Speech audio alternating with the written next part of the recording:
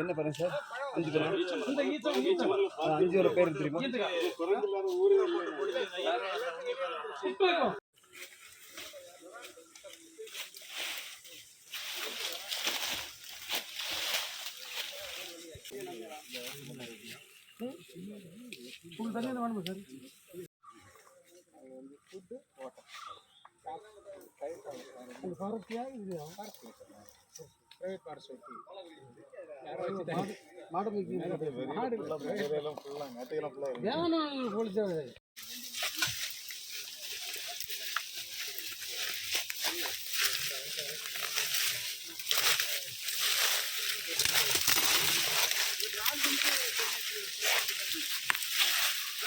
வருஷம் அதில் கொண்டு வந்து இருக்கலாம்.